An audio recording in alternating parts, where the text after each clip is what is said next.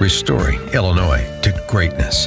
This is Illinois Rising, presented by the Illinois Policy Institute and hosted by AM 560's Dan Proft.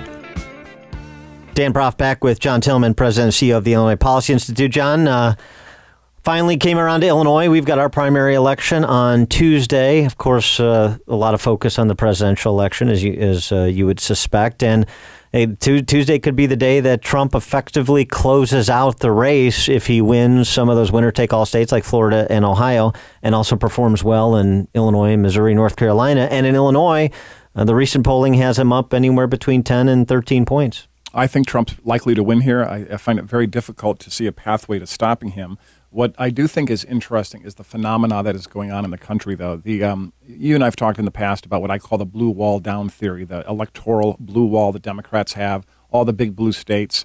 And they get that blue wall and that electoral dominance by running up supermajorities of black voters, Hispanic voters, single women, and millennials.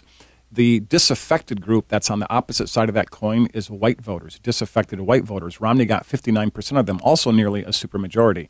Trump is showing that you can mine that vein of disaffected, working class, middle class, especially male voters, and win a primary with a plurality. It's a very interesting dynamic that he's doing, and it's very purposeful. If you look at the delegate slates for Jeb Bush and Marco Rubio and John Kasich in Illinois, if you look at the finance committees at the state level for Jeb Bush and Marco Rubio and John Kasich, a lot of familiar names, a lot of old GOP establishment-type war horses.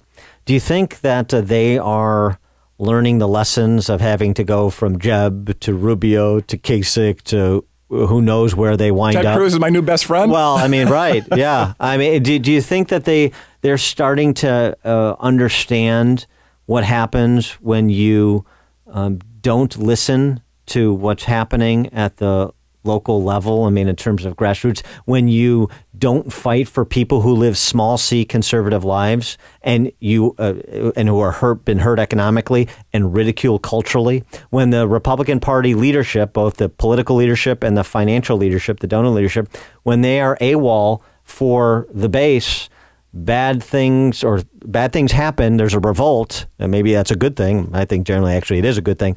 But bad things happen from their perspective. I don't think they understand it. I think they're a long ways from getting this. And this is because this is not, everybody says, oh my God, this year is so different. This has been going on since the early 2000s. I think this whole revolution started in 2003, 2004. It started on the right with No Child Left Behind, steel tariffs, and Bush's prescription Part B bill. Medicare Part D. Medicare Part D. Thank you. Yes, yeah. That's when the revolution really started, the genesis of it. He got a pass in 2004. But the base that is just tired of electing Republicans and wondering why they all move left once they're in office is completely, utterly gone to the Republican Party. People have to choose a party, but Donald Trump is basically saying, I'm against the establishment of both parties. He's giving voice to that, and it's very real and it's very raw because people feel utterly frustrated and they feel like they're powerless. And on both sides of the aisle, the powerful are conspiring to keep them out. Yeah, and you know what's funny about this is the people that would dismiss the Trump supporter,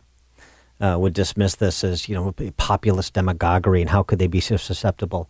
I know some of those people in the donor class who are the same people who turned out to be very susceptible to populist demagoguery from the left in the form of President Obama in 2008. Yes. That is, yes, because we know many who eventually did learn their lesson and come back home, so to speak. But after they got pantsed. Right. I mean, it's kind of one of the things, particularly in Illinois, there's kind of an acute case here. Are you guys ever right? Do you guys ever have a sense of what's actually happening? It's sort of like the CBO. They make these projections. They never come true. The establishment makes these projections. They never come true. They are never right. And I think what's really interesting about the Rubio, I think, is actually the most interesting one, because Rubio at the beginning had kind of a mix. There was some what I would call Trump conservative-like people with Rubio, yeah. But he had a smattering of the establishment. Then as Bush started to auger in, they all desperately looked, and then Rubio attracted the establishment, and it killed him. It killed him. That's the irony that nobody seems to get. The establishment is an anathema to the really engaged voting public. And the thing we haven't talked about is the expansion of the Republican electorate in the primaries. Unbelievable. It's gigantic, and it's not just Trump. Gigantic numbers for Cruz and overall non-Trump voters. those numbers are bigger than, in most cases, than the total vote in 2012. There's something going on that is way beyond Trump in the Republican primary, while the Democrats are down. And it might be something that's instructive for the elites, whether it's conservative intellectuals or the donor class. There are a lot more people living small c conservative lives than there are you guys.